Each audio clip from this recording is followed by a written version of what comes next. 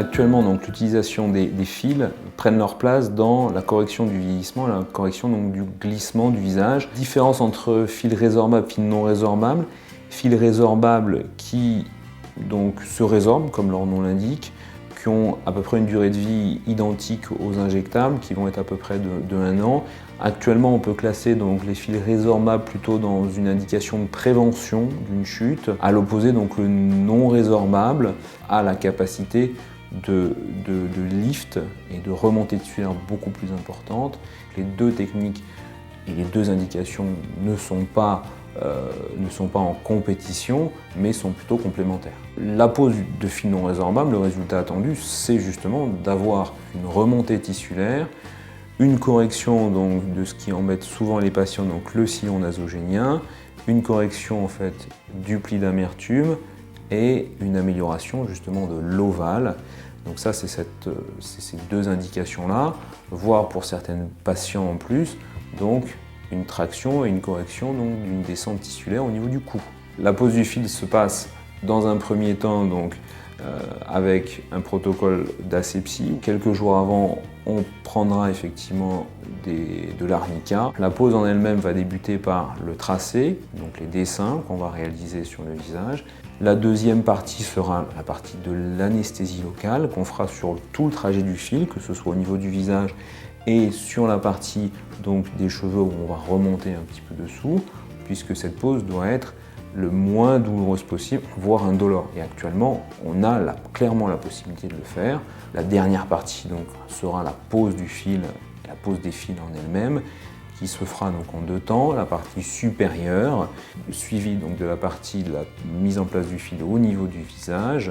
La dernière étape sera donc le réglage qu'on fera à la fin de la pose, qui permettra donc d'obtenir le résultat naturel. Souvent, effectivement, la question importante, c'est la durée de résultat de ce type d'intervention.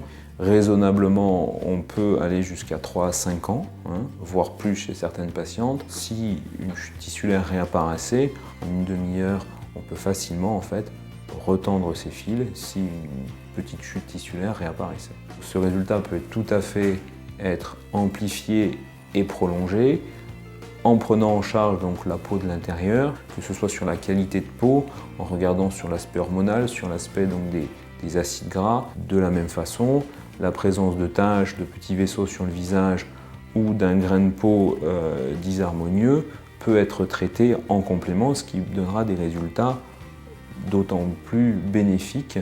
Maintenant, la seule chose qu'on doit réellement ne pas faire quand on pose des fils, c'est tout ce qui va les couper.